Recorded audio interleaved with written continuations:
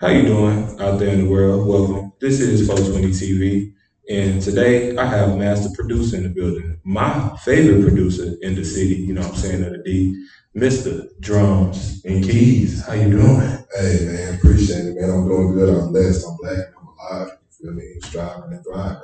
Man, real shit, man. Hey, thank you for coming on. And man, gotta go in with this one is man, Drums and Keys is the first person to come at me like, hey, nigga, you invited me to your motherfucking show. But he ain't let me know when I can come on.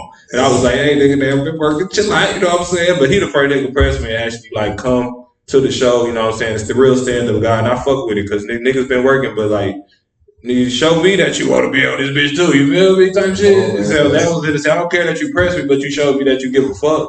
You know what I'm saying? You showed me that you give it all real shit. And I was like, bro, and I love all the music you produce. So I'm like, duh, let's make it happen. So welcome, my boy. Hey man, I appreciate it. I'm grateful. It's the first one, first to many. I'm glad to be here. You feel me? But yeah. I try to be a man of my word. And, stick to what's right. You know what I'm saying? So I know how I feel when I stand people up.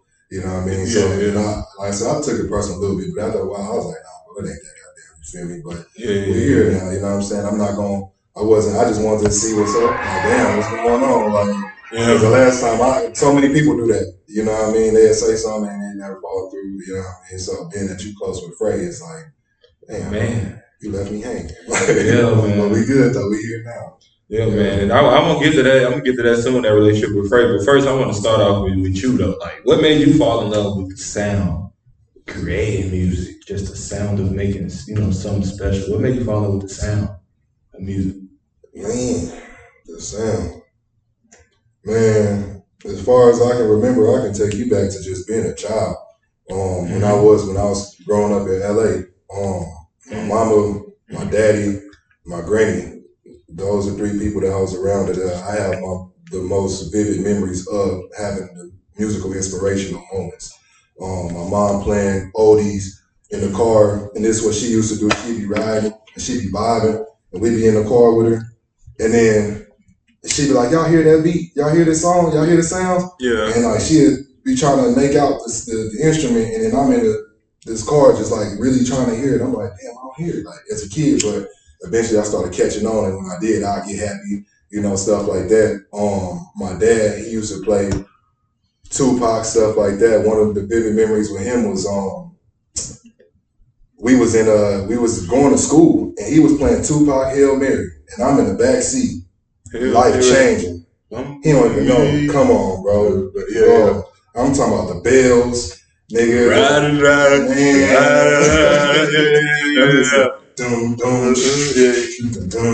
what I'm saying? I'm like, oh my God, I ain't a killer, but don't push. That's what it is. That right there. I felt it in my soul, like literally in the backseat of the car. Like that's what made you fall in love with that sound, that boom, doom. You fell in love with the sound right there, bro. Life changing. And my granny, she used to always get drunk, but like she used to do that before she'd go in a room, seclude herself, playing gospel music, but she always played the tambourine. She'd be back there jamming, and I used to love the way she played. And the fucking tambourine, man, the forgotten instrument, nigga. Hey, for real though. So in all Baptist churches. Come on, hey, she gonna jam out to that motherfucker. I keep on granny though, but like, shit. She was cool with that tambourine. Like she'd take it to church. We'd be sitting, she'd be right there in the front row, jamming with the choir and all of them. Like, so that's how that all started, and it just was a snowball effect. Special moment here, y'all. This is a special moment. I'm about to pass this to Drums and Keys. Man, hey, the crazy part is I was gonna partake in the festivities. Yeah. But I'm gonna partake in the festivities because this is what it is. You know what I'm saying? So pardon me. You know what I'm saying? You know what I'm saying? The moment of silence while Drums and Keys hit the line real quick. You know what I'm saying? Yes, sir. Yes, sir. Oh, yeah. Good. Yes, sir. Yes, sir. Yes, sir. Hey, what makes your sound different?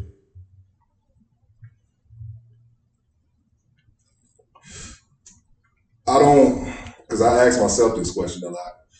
Yeah. I don't necessarily think it's anything that do make it different because it's so many producers. I think what makes it come off different is my intention with what I'm trying to do with the music, where I see and how the feeling that I have, the intent that I put behind making beats. I think that's what make it different. I try to evoke some type of emotion, give people, the listeners, some type of experience and attachment, like how music does for me. So that's my purpose and like how I view things and going about it. I don't really think, because everybody got hard hitting 808s. All you got to do is level it out, right? Throw some distortion maybe, but now you got a hard hitting 808. Kick drums, they already knock, put a clipper on it. It's going to knock some more. Melodies, that's the speaking Chinese, but keep going. Yeah, like for real. So it's like melodies, that's the only place where you go kind of really hear like, damn, what the fuck is that? But even then, you know, it's not really nothing different, but you can tell when somebody not serious about their craft. You know, that's why they say like the old saying is like, you know, you can taste the love in the food. You know it's cooked with love. Come on, man. You know it. You know that elbow that was hanging off, nigga. Come on, nigga. You know that bitch was sweating, had a drop of sweat fall off that bitch when she was stirring that pot. Think about SpongeBob, bro. Yeah, he took pride in making Krabby Patties. Man, everybody had one. Was weak in their knees. You know what I'm saying? But before they got to that blessing, they had to go through Squidward old grumpy ass, and he made their experience. So it's like the beauty's in the detail. I'm gonna say that. Real shit. You ever know it's a hit like while it's being made? Like you had made a song, you was like, oh, this one gonna go. Now, yeah, I do now. Okay. It took me a long time at first, but working with Frey, man. Yeah. Sometimes when bro, Frey the really first real artist that I didn't. Well, no, I can't say that. It was my baby mama brother. He the first person I really was locked in, but that was when my sound was on infantry level. I didn't know nothing about really the theory of music and just music in general, like how I do now. But Frey really like the first rapper was like lock in, day out, and just continue to see what stick and figure out the method. And I'm sorry, what was the question again? Like, do you know it's a hit while you're making it? Now I do, yeah. Because once you get once you listen to so much music and then you actually have artists that you're dealing with, you know, it's not really, to truth be told, everybody making hits. Everybody, the amateurs to on up to the big people. We just idolize theirs because they got the most push behind it. You know, but in reality, the bedroom producer got hits in his shit too. The bedroom rapper, the ones that still on the come up, they got hits too. It's just it ain't got exposed on that magnitude. So you be knowing it when you feel it. It's like, because you listen to so much music that have moved you. So when you start emulating it, but just put your own twist to it, you're like, oh, this a go. But a lot of people shit don't ever get to that stage. Real shit, man. We gotta talk. Speaking of Frey, man, we gotta talk about the Frankenstein album, man. What a masterpiece, man. That is a masterpiece album right there, man. Bro, like well put together for sure, dog. Like, what was the vibes like making that, man? I gotta ask you that. Man, think back to Frankenstein. I know Frankenstein 2 coming. That was 2021. Okay. It was a treacherous time for me because. Speak on what you battled. Because, like I said, well, I didn't tell you, but I feel like I'm just now catching my wind and my little stride with production. Bro, you amazing, bro, and you saying that is crazy because you really is, bro. That's crazy that you feel like you just now catching your stride in Frankenstein was 4 years ago, bro. Man. Listen to what he's saying, go listen to the album. Yeah, keep going. Because I went to school for music, like the last interview I told you. I went to school in 2018, but I had to leave because I moved back to LA. So I was only there for a few months. You know what I'm saying? And I just took whatever knowledge that I learned from there, and that's what set me on path to be where I am today. That's pretty much the foundation. But even then, I still went through growing pains. I still was put at YouTube University, still trial and error. I'm still in the road. You know what I mean? I wasn't around people. Now I'm staying with my mom, and then eventually she moved out to the middle of nowhere, valley pretty much. So it really ain't no motion. So I'm just to myself, and it's just like it's a growing time. It's time to grow up. Yeah. So it was like trying to figure out that sound and make my music good. Eventually I I met Creeper through a visit when I came back out here to visit in 2019. I met him and the Peace and them, they was the first ones to make a song to one of my beats and actually shoot a video and drop it. It was called Get Past. And man, shit. Wow, that was some info right there, man. Hey, what a drop. When I got locked in with Frey when I came back 2021, it took me 7 months to finally get some beats that he was gonna rap on. So the relationship wasn't, and the relationship, y'all always been good, but the relationship within the music wasn't just match made in heaven. I had to work towards it. Hell no. But the thing that I always appreciate him about, and I still tell him that, like, he ain't never like give up on me. Like, he ain't never shunned me off. Like, man, that nigga ain't making what I want, making what I like. You know what I mean? Maybe that's because we already homies. You know, but I always appreciated that because I done been around dudes that kind of saw how you are. You know, but that's the nature, I guess, this industry, this business, this world, really. Yeah. So I was working at Amazon, and every time I get off work, as much as possible, I was either pulling up to where he stayed at, or in the cliff, or he'd come to my house. But during them 7 months, I was pulling up over there making beats because I didn't care. I'm like, I'm gonna pull up on you. You know what I'm saying? Because what blew my mind, bro, is in 2020 when he came home and he was dropping music. And I'm thinking, like, who making his beats, who mixing his shit, who putting it out? Like, I know he putting it out, but who's doing the production engineer? Called him one day, you know what I'm saying? I'm like, bro, who making your beats? Yeah. He's like, no, I'm getting them off YouTube. Yeah. I'm like, damn, who be recording you? Should artists do that? So, but should artists get their beats off YouTube? If you just have to, go ahead. But no. Go lock in with a producer or learn how to make your own beats. That's it. It ain't no, because everybody, the point of music, what make music unique is difference. Yeah. There's so many different sounds, so many genres and whatnot. But what made producers and rappers stand out from others was they sounds, the way they rap, the cadence, the sounds they use in their production, the way they mix, stuff like that. So if you just going and grabbing everything, you know, it's like niggas with Chargers and Scat Packs. Yeah. They all want them. They all got them. But don't nobody want to drive a silver 2011 Buick Regal. That's my whip. And that mud clean. Yeah. And it ain't dirty. Yeah, you know what I'm saying? So it's like, going on YouTube is just, you just using whatever. Now what about somebody use your same beat and it take off? Now you look crazy. Yeah. You're going to feel some type of way. If you feel like the song you made was better or it was supposed to take off, now you got to contemplate on leaving it on stuck. You know what I mean? So, no, I don't think people should do that. What's the hardest part about being a producer that nobody talk about? Not following the trends. It's hard to stay true to yourself when you create music and you hear what everybody else gravitating to or what's being marketed and pushed.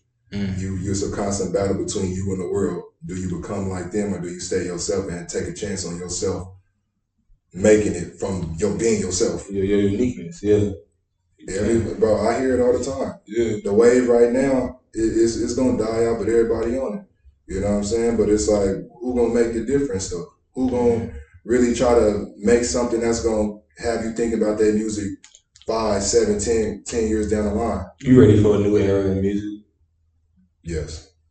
Undoubtedly. Yeah. I don't like this generation. Okay. I don't like. Talk your shit. I don't like, and it's not everybody. Obviously, you got to say that for the. But speak your mind. You know, but I don't like it because everybody on the same bullshit. Everybody. You know what I'm saying? I can't say everybody, so I'm not saying it like that. But what's being pushed? The main thing that everybody listening to. Well, when it comes to production, you're hearing the same drums. Okay. You're hearing the same. You know, be simple. Keep everything simple. So niggas just dumb it down, everything. It ain't no more complexity to it. It ain't nothing that's gonna make you think. You know what beat boggles my mind every time I hear it, try to figure out what he did to make it do what it did, was I think it's Say My Name by Destiny Child. Man, if you hear that by Dark Child, you listen to that production, bro, and when it's like the bridge, man, the way he got that beat just jumping, doing tricks, it's like, and they own that motherfucker singing, and that we like, bro, I don't think I can recreate that. You know what I mean? Damn. So, and then rappers keep it simple. They don't want to. These niggas don't want to think no more. No, not at all. That bothers me so much because I didn't grow up like that. Don't get me wrong. I get that times change. Cool. But we are begging for substance. Stick to your roots. Yeah. Don't just give up on your roots because everybody else doing one thing. You're supposed to keep your foundation as shit change. You know what I'm saying? Like, niggas want to disregard the whole foundation of what made them and what got them. Like, how do we disrespect a KRS-One or disrespect a Flavor Flav or disrespect a Tupac or disrespect a Big L, anybody, and these just random people. I'm just pulling like LL Cool J. Bro. Think about anybody that came before us that we see. Yeah. Real shit. Respect, bro. Show your respect. You don't gotta go listen to their music and know their catalog and know where they come from, but do you know that they paved this way for you? Exactly. You ain't gotta like that music, but know their history. Come on. Man, that's big. Know that they sacrificed and went through shit before you so you can enjoy this freedom and this ability to say nothing on tracks. Straight up, bro. They definitely made the way. They definitely paved the way. What's the hardest beat you ever made, you feel like? It is. Okay, let me think. Let me think, because I can't even say it is one. Because I didn't encounter that 1,000 times over from the age of 18 up until now. You're going to always make something that's going, oh, this is the hardest shit ever. And then you find yourself chasing it. And then you find yourself getting into these ruts of feeling like, oh, I don't know what to make, because you're chasing that high you get when you, like, I get a real musical high. And I think based on the conversation we was having, I think you do too. I do. I sit here, that's, yeah, man. Bro, it's the best high in the world. Like, real shit it is. You get so caught up chasing it, but you don't realize that in the span of years and years, like, you go and recreate that same moment over and over and over and over and over. Yeah. Like, this your hardest shit. So but you have to let go of that.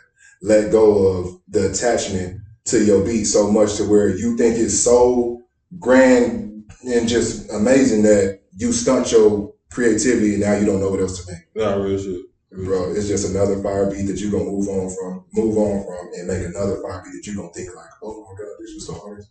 Yeah. So I don't have one. You work with like a lot of artists with real stories, you know what I'm saying? From the Nutshell's, Trap Phrase, you know what I'm saying? Like these are like real artists. Like, how do you bring their sound to life? How do you bring that pain to life when you hear the vocals? Well, for Nichelle, shout out to her. Shout out to Nichelle. She always been genuine with me since I met her. I met her through Frey, taking him and pulling up with him to a studio session with her. And that's how I met her. And she's been solid ever since. So I'm grateful for the songs we have created. But all of this is all a process for me, bro. Like I said, I still feel like I'm just catching my stride with production. So what struggles me is adapting to different artists, their ideologies, how they think, how they rap, their styles, what beats they prefer, their mood swings, because that changed too. You got a rapper or a singer that's gonna tell you that this is what they own, and it is, but their moves change. And that mood can be changed in that vibe. Well, I'll say the vibe. The vibe of what they own can change, and it can last for several months, years, whatever. And it's just like, you gotta be, as a producer, you have to be able to chameleon yourself and adapt and like change and become what they are, but steer it though. Be the boat. You know what I'm saying? Because it's them. You trying to help them bring they sound to life. You know, but they don't really all the way know they sound. So that's why you have to work with them, become what they, take in what they think about and stuff like that and move with it and direct it. Real shit, man. Real shit, man. Name an artist you had like a moment of, oh, that's the one. Like in the studio. What artist you had a moment and you was like, oh, damn, that's the one. Man. I mean, it's really shit. It's like a lot of people, like I wouldn't say a lot, but it's a nice handful of people that I done ran across through 18 up until now of seeing artists, and it's like some of them because they cold. Like I said, everybody got hits. Yeah. You hearing this even though we amateurs at the pub. So name a few. Name a few you had that moment of like, ooh, that's the one. Name a few there. All right, man. Obviously Frey. But this was before it even got here. Obviously Nichelle, Creeper. I'm not going, but before I came here, I'm like, man, do I name drop niggas? But it's like, I don't give a fuck, bro.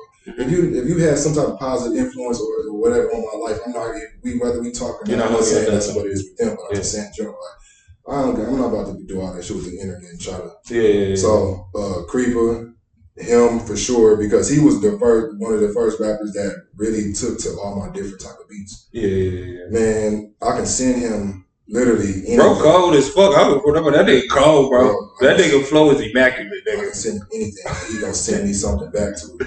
Yeah. And it helped me stay in that creative mode. It's crazy, but him, my homie, Good People's out in LA. Okay.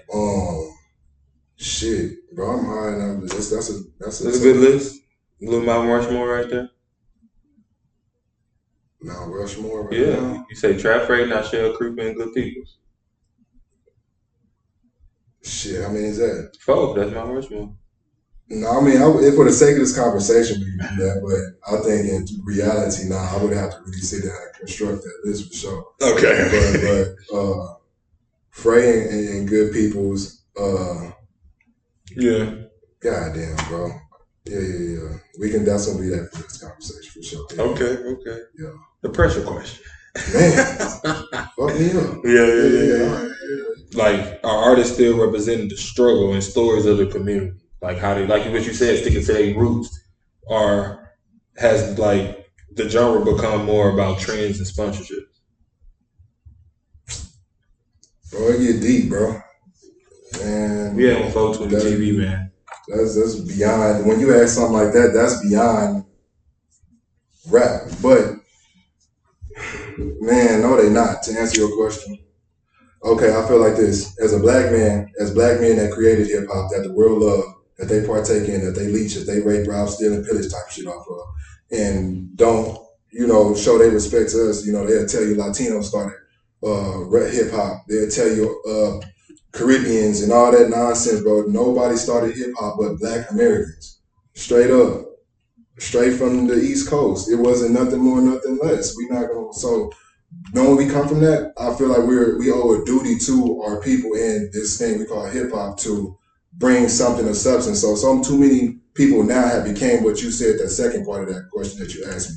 Sticking to trends and sponsorships. Right. Mm-hmm. Because now it's been seen as something to take from and not to give to. Yeah. But that's not how life works. That's not how God works. That's not how the universe works. You can't just come and see something so great, which is hip hop, that has clearly changed the world, built communities and destroyed communities. And then you just come and you come and take something, but you're not trying to give. And whatever you do give, it's not one of your best. See, you want to take the best from the game, but you don't want to give your best to the game.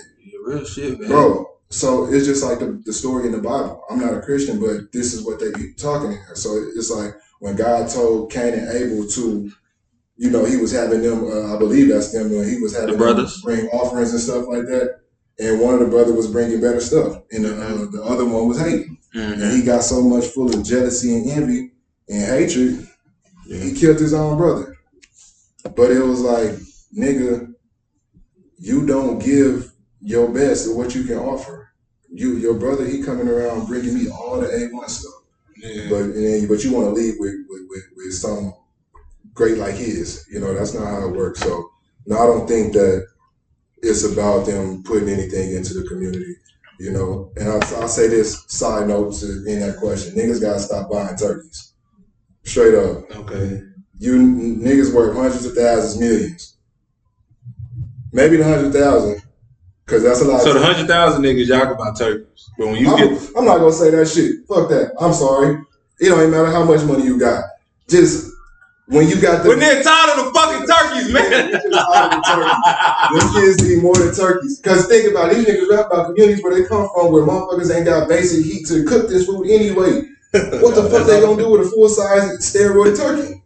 You feel me? So all I'm saying is, let's start giving. If we are gonna give back, let's start trying to give back, better things. You know what I mean? Like, I would give somebody books. I wouldn't, on Christmas, I'll pop out and instead of giving you food, like I know, hey, here's some books that help change my life. Good shit. Come on, man. Damn, bro, that's hard, bro. That's hard. Was there a moment that you almost gave up? Man, I wouldn't say gave up, but you entertain the thought of like, it just come up in your head. That thing's a natural thing, but it's not something that you really for real would do. Hell no. Yeah. I couldn't give up on music. I haven't now. Is rap music being weaponized in the court? Man, yeah, I'm not gonna go too deep off that, but yeah. Yeah. But we help them do it. These motherfuckers damn sure make it easy. We help them do it because once again, like, they damn sure make it easier than music. Yeah, we black, ain't we? Hey man, we know what's out there. Hey man, and we leaders, man. Some people ignore that truth of what we know is going on in this world when it comes to us and a certain other group of people. We are the trend, like whatever that is, whatever the clout, the trend, whatever the fuck y'all be doing, like y'all gotta realize that you're it. So boom, I'm gonna say this: if you black in America, yes, we live in a system and in a country where we are not the beneficiaries. Okay, so we got to stop willingly walking outside our doors acting like we don't know that there's white people that run the entire world, really, but this country is ran by majority Caucasian people. So they control all this shit. If we went through slavery with these people, Jim Crows and all this heinous shit, bro, and then if you go outside of that and go further back in history, you realize that ever since that we've been in contact with them and they've been in contact with us, they have been doing violent shit to us. Man. Like inhumane shit. And I'm not going to say that, because then they're going to try to be like, oh, well, you guys do it. We not talking about what we do to us. Yeah. Did y'all do shit to y'all too? We talking about the stuff y'all come over here and do to us. Right? So we live in a system where they still don't like you. Yeah. Racism still exists, bro. We're not gonna act like this shit just there. Like, and it's not the open racism like Jim Crow. It's the covert racism, not the overt racism. Overt meaning out in the open up front. Covert meaning more subtle and discreet. For those who don't know. So it's like you go into these courtrooms with these white folks. No disrespect to my white people. If we cool, we cool. But this is the truth. I'm not gonna act like it's not, right? Yeah. So and the real ones know this. Come on now. Accept that we different. We accept that our people y'all people do stuff. It's like, let's not act. I don't like when they be like, I don't see color. Yeah, come on now, see color every day. Yeah, come on now, bitch, because we live different lives. Come on. So to tie back all in, we willingly hand ourselves to the beast by indulging in stuff and being in certain environments, that's gonna land us in their hands, and then you think they're gonna spare you?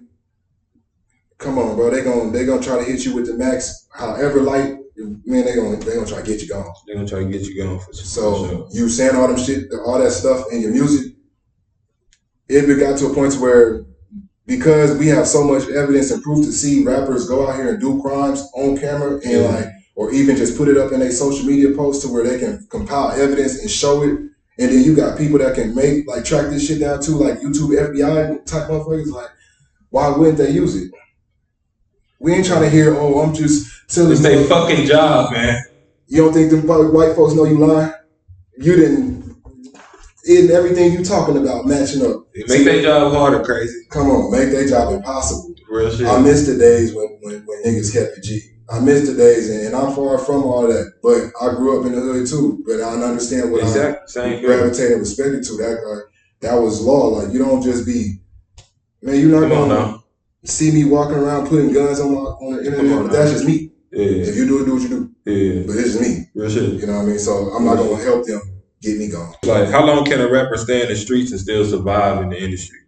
Like, the more exposure, of course, they're gonna be like the bigger target, but like, how long? I don't know how long, but it ain't gonna be you going out like top dog. Yeah. Well, like in the incident, like, what you call it, Young Duck going back just to get cookies. Like, yeah, you love them cookies, but look now look at the times. You know what I'm saying? So how long do you think an artist have? When you in the streets, you create a karma. That's what's weighing on me, because we love these people, but they do make karmic debt. They do put out bad energy. I can't act like when we not rapping violent shit, it's not bad energy. Yeah. It's not.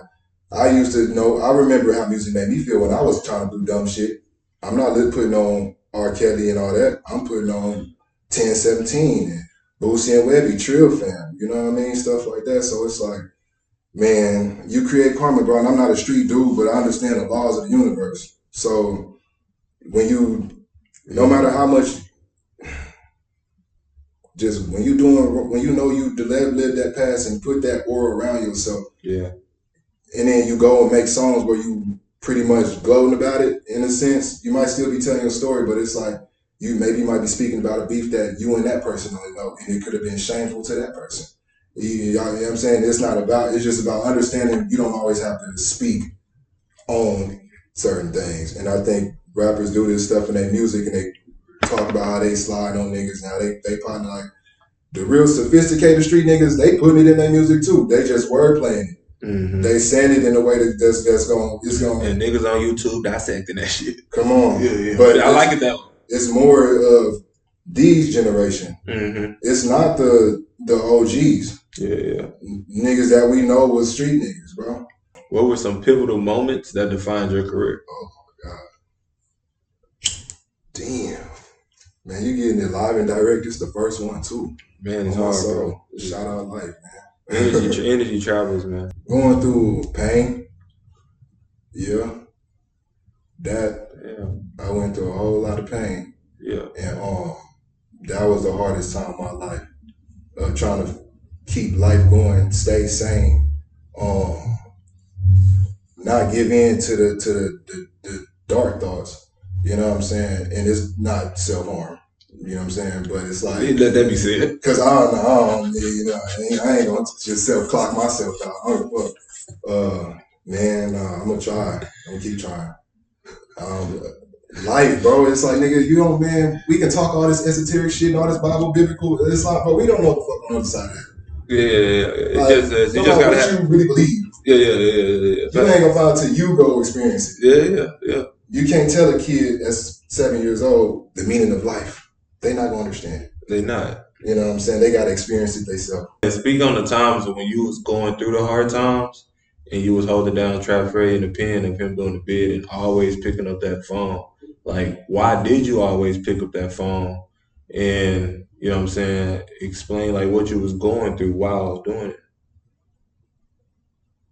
It's gonna be a long interview asking questions like that. I mean, that speak your truth. Man. All right. Like, why you picked up the phone? You can go there. Because that's my dog. You know what I'm saying? Like, and I'm a real loyal friend. Like, I'm not just a friend that's going.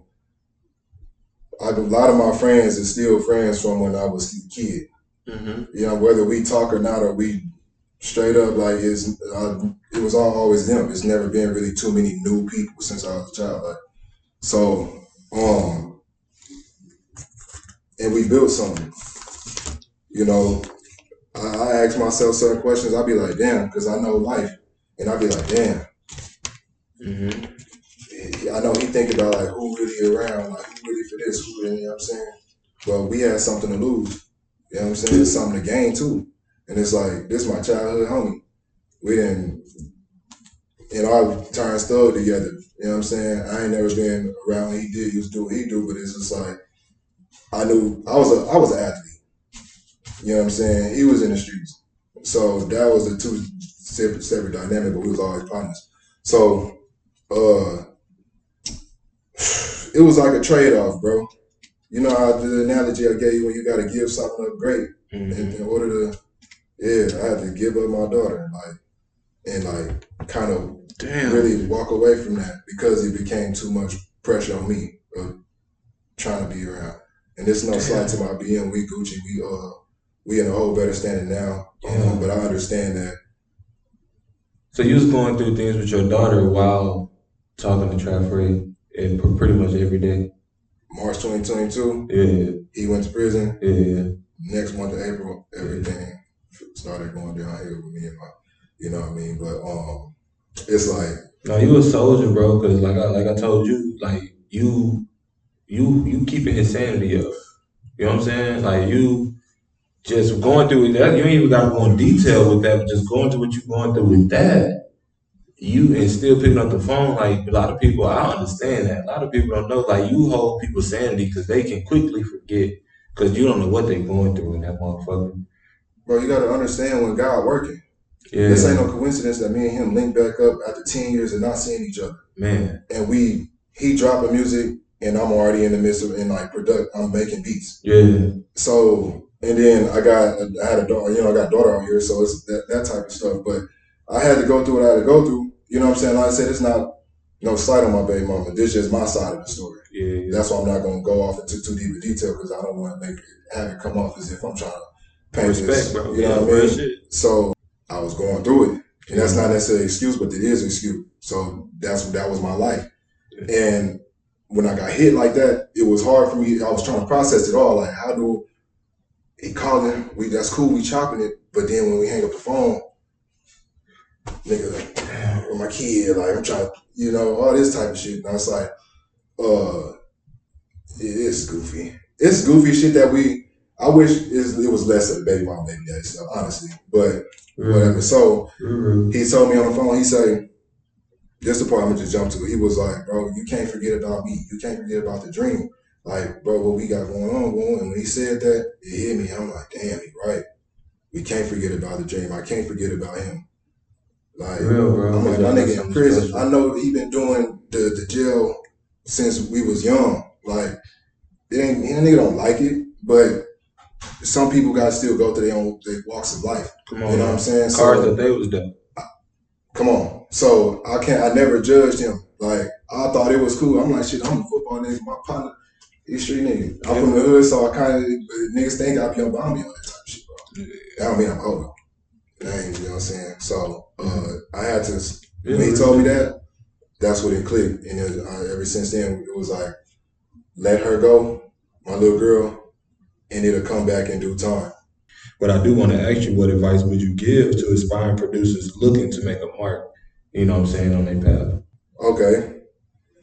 You got to know your environment first. So know where you staying at. If you ain't, you got to make, okay, nah, fuck that. I'm going to say this. Bro, do the best you can. Do with what you got. I don't want to hear no excuses. Straight up. If you want to do it, don't jump your ass off in this lane. Talking about you want to be a producer, but you whining and you complaining and you letting not having this. Man, bro, fuck all that. Bro. I'm making do what it do, baby. Bro, I'm a pioneer. I'm an advocate. You feel me? Making the best of what you got and taking that and going forward. Yeah. When I started out, bro, I was in junior college. I took my first financial aid check and blew it all on music equipment. Yeah. I bought a Windows laptop. I bought a machine to plug the program, as well as a little the drum machine board. It was like a MK2 or some shit like that. Okay. I bought a Kai MIDI keyboard. It was a small little 25 keys. And then I bought some cheap little Sony headphones that you put over your head, and I bought a Bluetooth speaker to use as a speaker when I'm done mixing and making beats in my head. So make best of what you got. You don't need the most money. Just get you the programs, but do your research as well. That's one thing I didn't know. So I didn't have people around me just giving me the game. I really went out here and just tried to start figuring out shit on my own how to get it going. But you need a good laptop. I'll tell you to get a terabyte if you can, but if you can't, get what's next under that. Make sure you do your research and look at videos and get acquainted with these DAWs, these programs that you use to make beats on, because you don't want to buy something and then feel like, damn, I should spend my money on something else. Just stay true to it. Like, don't follow the trends. It's okay to take from it and do your little stuff with the trends too a couple times, but be you. Don't let nothing knock you off that path. That's the trick to all of this in life. To obtaining what it's going to be is persevere, bro. Got to. Persevere. Got to. So roll with the punches. Yeah. Got to, bro. What goals do you have for your career in the coming years? Man. Goals I have for myself in upcoming years. Yeah. I want to break trap freight as an artist. And when the world look back, what do you want Drums and Keys to represent? Oh, man. See, I'm about to take it there. Damn. I want people to know Damien, know him. That's you. You know what I'm saying? That's how I got his real name right there. Like, because Drums and Keys just some shit I created. We all need to create a superhero to be in these fields, so we got to create, hey, this is an angel, stuff like that, but that ain't really you. Now, though, we do have the Final Flame game. You know what I'm saying? And this right here is just a various series of topics, and you just tell me exactly how you feel about them. You know what I'm saying? This where truth meets heat. You dig? Yeah. All right. So, who has the better ear for beats, rappers or R&B singers? I think singers. Singers? Okay. Okay. Because they know how to, they still use beats that evoke emotion. Mm-hmm. Hip hop, what we call hip hop now, and trap and rap, it's just negative shit. People still want to feel good. Even the most gangster nigga want to hear a song that make him cry, think about his mom and shit. Real shit. The harder female that's trying to guard herself from the world still want to listen to Janae Aiko or somebody that's singing about love. Yeah. Ooh, shit. Which artist gets carried the hardest by their production, but no one wants to admit it? Nigga, that sound like a bomb question, like a grenade loaded question. What did they say?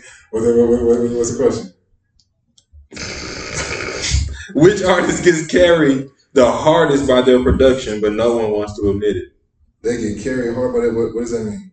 The beats. So you saying that they're not really that good, but it's they beat. But they beats is It's kind of what's carrying them. Which producer? Which artist? Oh, it's been carried by somebody beats. Mm-hmm. Shit. I don't even look at it like that. I think it don't matter what beat it is. Okay. You know what I'm saying? Like, I just look at your content, what you talk about, how you talk about it, how you convey it, and all that. I like really, and if it's not on nothing, and especially the content where if everything you drop is straight nonsense, then I'm not even gonna entertain it. On some like, okay, I'm gonna consider if his beat's carrying him or not. Nah, it's just if niggas suck or they don't. Real shit. Drums or melody? You can only keep one for the rest of your career. Oh my God. Melodies. I got something going on in my head that when I make melodies, bro, it's not the same. Yeah. Bro, y'all think man, that's why y'all hear what y'all hear, bro. It ain't the same. My intention when I'm trying to conjure up these melodies, bro, I may woke up to a check. I went on live and nobody popped out. I said, damn, we just bought it up. Hey. Ain't that like what's the stream numbers on there? Gotta be crazy. What's the stream numbers that woke up to a check? Do you know? It done cracked over 100,000 now. Yeah. That was a slow climb. Mm-hmm. People really didn't gravitate to it as quickly as they did to like Lonely at the Top. Oh, that was that was my that was. You feel me? But I knew that Welcome to a Check was one that everybody gonna feel that. Like, so I'm sorry, but yeah, melodies. Fuck the drums. There's so many drum patterns you can come up with, and melodies are infinite. Ooh. What's one hit you didn't understand the hype around?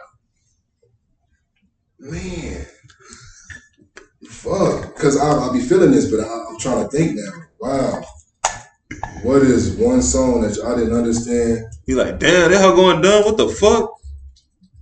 Or what the hell? Nah, I actually like that one because it reminded me of something I would have. Yeah, okay. Nah, what the hell is going stupid?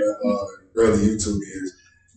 I think that's a cool little song. Like, it's cool. It's exactly what people think it is. It's stupid, but that's okay. Like, because it just was something that he said. They was just in the studio, fucking around, and was like, fuck it. That's how music is made. Yeah. Part of it, sometimes the greatest. You know what I'm saying? Yeah. It's not always about being well thought out and calculated. Sometimes it's like we just in the studio. Okay. What song me and Frey got like that? Damn. Memphis, off a Product of Bad Decisions. Yeah. I was just going through loops because I'm like, I ain't got the capacity right now to try to make nothing off top. And I found he was like, hey, go back. Like this one? And then he was like, I think he said slow it down or something like that. And then I started putting the drums to it. But he started doing That was just him fucking around. Yeah. But I was like, nah.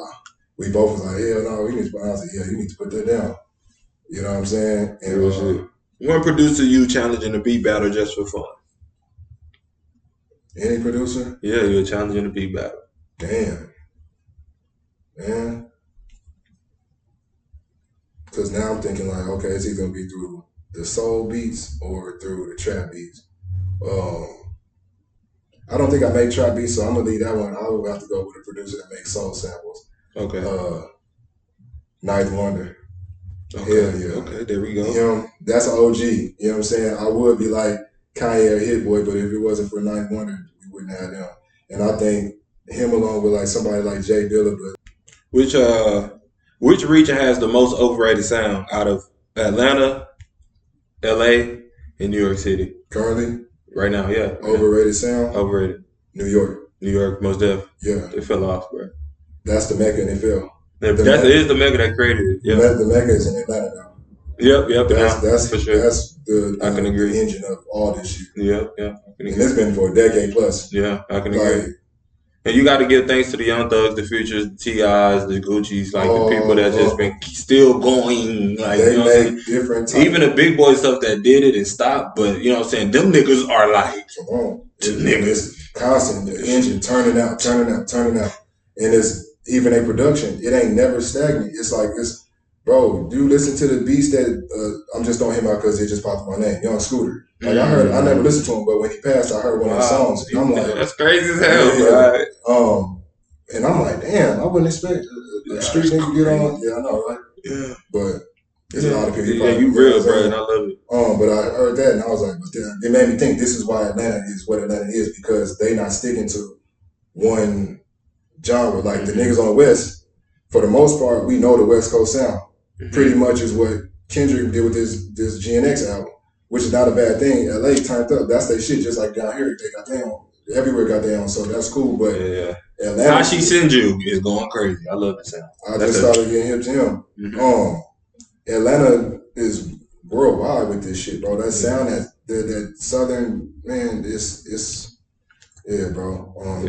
And thank y'all for vibing the FO20 TV, man. Thank y'all so much. Make sure y'all hit that like button. Make sure y'all drop some comments on what Drums and Keys have to say. And most definitely, subscribe. FO20TV. FO20TV.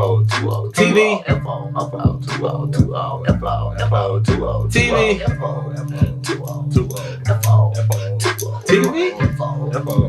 Hold on. Hey.